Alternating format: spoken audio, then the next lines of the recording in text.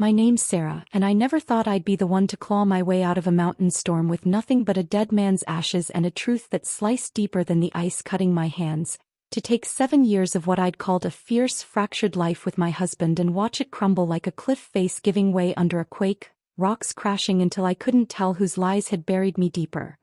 His or the guide's, both jagged and relentless, grinding through the ruins of a love I'd gripped like a lifeline through every crack and crevice of our days. I was 32, a graphic designer freelancing out of a cramped apartment in Reno, Nevada, still taught from yoga in the living room and the occasional scramble up trails near Truckee, my dark hair still sleek when I wrestled it into a bandana, dodging the ink smudges, coffee rings, and takeout grease that littered my makeshift office on a folding table by the window. Mark was 34 when he died 6 months back. My husband, a carpenter who'd worked custom jobs around Lake Tahoe, the kind of guy who'd trudge home with sawdust caked on his jeans and a lopsided grin, who'd sand a bookshelf smooth with a steady hand and a, "There you go, babe," his blue eyes catching the light when he'd crack open a Sierra Nevada pale ale after a long day on a build. We'd met in 2017 at a dive bar off Virginia Street. A smoky July night thick with the hum of slot machines and the tang of cheap gin, me nursing a tonic after a client stiffed me on a logo gig, him leaning over a pool table, cue in hand, tossing me a, "You look like you need a win," with a wink that snagged me right in the chest like a fishhook on a taut line. That was him. Rough around the edges, warm at the core, the kind of man who'd spend a Saturday framing a deck for a buddy or whittling me a cedar trinket with a pocket knife, who'd leave me notes scrawled in his blocky handwriting saying, "You're my Ridge," on the counter next to his dented thermos, the ink smudged from his calloused fingers. We'd built a life from nothing. A shoebox studio rental near the Truckee River our first year, the walls thin enough to hear the neighbor's TV, then a one-bedroom walk-up in Midtown by 19 after we scraped together every paycheck from his gigs and my late-night design hustles, a drafty little place with a rusted fire escape where we'd slung a hammock and a kitchen that always smelled of pine shavings and burnt eggs no matter how much I scrubbed. He was my haven, kisses pressed into my neck after I'd pull an all-nighter on a deadline, a "love you, Sar" mumbled over a bowl of oatmeal in the gray dawn, nights sprawled on the couch with a pot of his venison chili simmering and Breaking Bad reruns flickering on our second-hand flat screen, our shepherd mix, Riley, drooling across my lap with her big sloppy paws. Friends swore we were cut from the same timber. My sister mailed us her homemade sage candles every fall with little notes about her garden. His dad crashed on our couch for ski weekends at Sierra Nevada. Our neighbors gave a nod when Mark's beat-up F-150 rumbled up beside my dented Jeep Cherokee, a rough sketch of mountain town grit etched in snowmelt rivers and sagebrush hills. We didn't have kids, talked about it over beers at the depot, always figured we'd wait until he landed a steady contract with one of the big Tahoe builders, but then he was gone, a freak fall from a roof last spring that left me with his urn, a stack of unpaid bills and a hole in my chest I couldn't patch. At 32 I still felt strong-rooted, my flannels and leggings hiding a body I'd kept lean through grief-fueled hikes and restless nights pacing the apartment.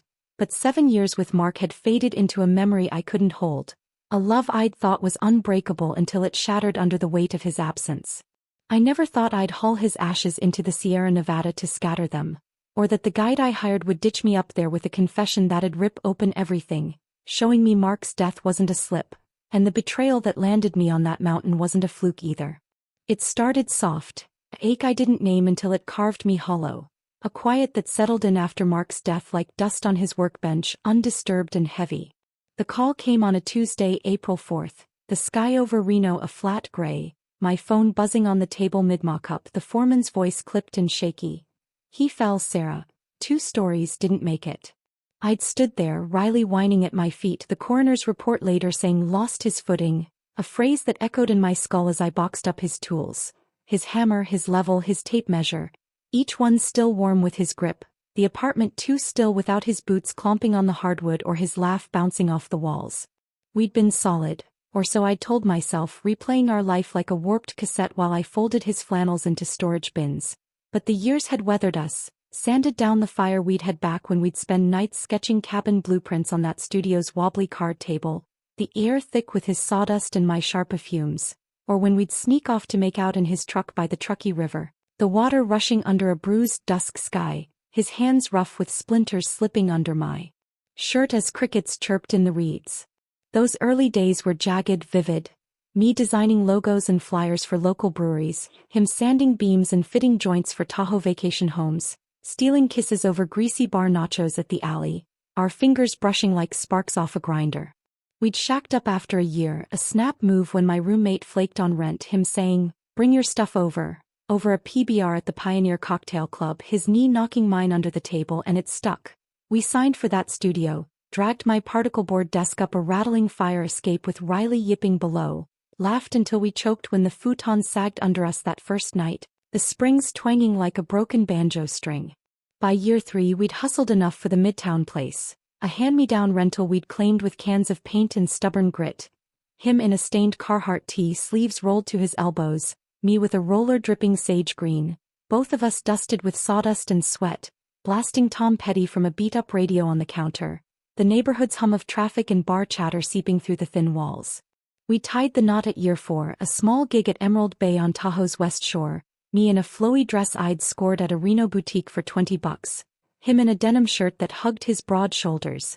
our friends toasting with mason jars of whiskey and sloppy hugs as the lake sparkled behind us, the pine-scented wind carrying our vows up into the trees. It was us, scrappy, real, a love I'd have staked my bones on holding fast. But 7 years in, that love had settled into a rut.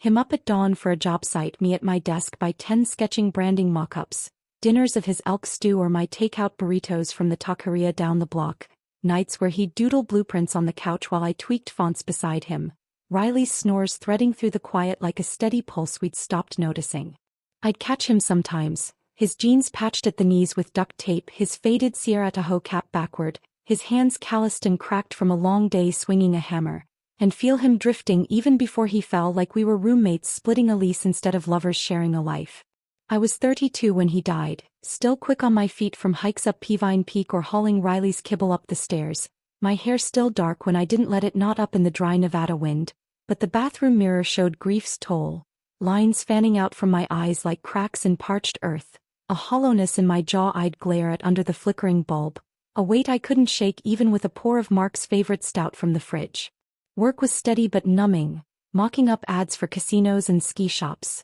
soothing clients who'd changed their minds mid-project, my laptop a blur of pixels and playlists I'd looped to drown out the silence. And with him gone, the life we'd built felt like a ghost I couldn't bury, a shadow I'd chase in the quiet hours when Riley's breathing was the only sound left. I didn't mean to dig deeper, I swore I'd let him rest, let the coroner's words stand, but his ashes sat heavy in that urn on the shelf, a dull gray cylinder staring me down every time I passed it, and a need to say goodbye, to put him somewhere he'd loved, drove me to the mountains, a trek I thought would stitch me back together, not tear me apart all over again. It began with the guide, a rugged loner I found through a Sierra hiking forum after weeks of scrolling late at night, my screen glowing in the dark apartment as Riley snored by the couch. Jake, 38, ex-Park Service Ranger turned freelance trek leader, built like a slab of granite with a buzz cut and a voice like gravel over a crackly Zoom call, his "I'll get you up there" landing solid when I told him I needed to scatter Mark's ashes somewhere high, somewhere wild.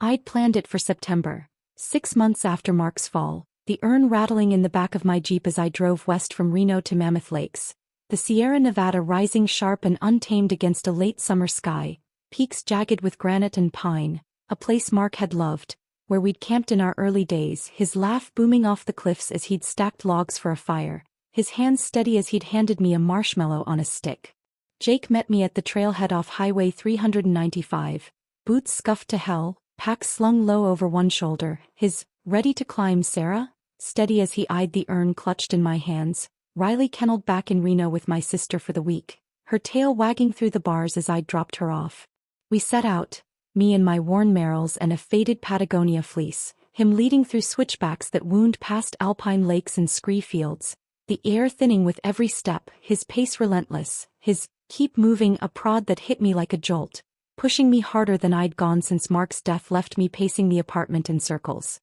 He was quiet, grunted about wind shifts, pointed out ridges with a flick of his hand, his "you're tougher than you look" rough but warm as we pitched camp that first night near a tarn, the wind howling through the pines, my tent flapping like a trapped bird as I sat cross-legged inside, clutching Mark's urn, whispering goodbyes into the dark, my breath fogging in the cold while Jake's fire crackled outside, his silhouette hunched against the glow. I didn't know he'd known Mark, or that he'd ditch me up there with a confession that'd turn my grief into something sharper, something I couldn't outclimb. The trek turned brutal fast. Day 2 brought clouds rolling black over the peaks, a storm brewing as Jake pushed us higher, my quads burning, my lungs screaming in the thin air, my "why so fast?" swallowed by the first rumble of thunder echoing off the granite walls. He didn't answer, just kept moving, his pack swaying like a metronome, his were fine clipped and tight as lightning split the sky, rain starting to lash in cold, stinging sheets that soaked through my fleece and plastered my hair to my face.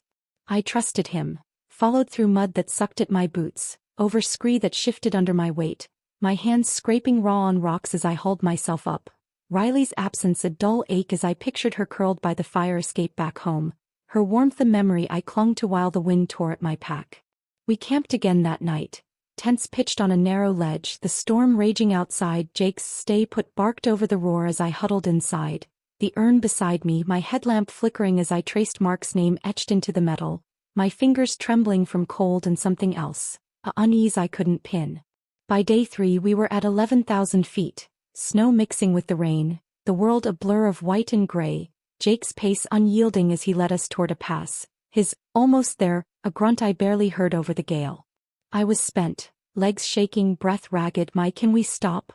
met with a sharp "not yet" as he forged ahead, his boots crunching ice, his figure fading into the sleet. Then it snapped, he dropped his pack mid-storm, turned to me, his face hard under the hood of his parka, and shoved a crumpled note into my hands, ink bleeding from the wet, his scrawl jagged and rushed. "Mark paid me to fake it with you, wanted a divorce, needed proof to keep the house. Knew him from Tahoe jobs 2 years back. Sorry." Before I could speak, before I could scream or grab him or demand what the hell he meant, he was gone, boots vanishing into the whiteout, leaving me stranded with the urn, a dying headlamp, and a wind that howled louder than the sob clawing up my throat. I survived, 2 days clawing down alone, soaked to the bone, half frozen, Mark's ashes scattered when the urn slipped from my numb hands and shattered on a rock, my palms bloody and torn as I stumbled into a ranger station off Tioga Road, Riley's barks a faint echo in my head when I finally got home, collapsing on the couch with her licking my face. But the real gut punch came later. Weeks after, digging through Mark's old laptop in the quiet of our apartment, Riley sprawled by my feet, I found her. Lisa, Jake's wife, a Tahoe realtor he'd met on a build, their emails stretching back 3 years. Flirty at first, then desperate, her "he's gone now, your turn," sent the day he fell, receipts for a tampered ladder, proof she'd rigged his death to claim him, the trek a final setup to bury me too, her lover's widow, under a Sierra storm.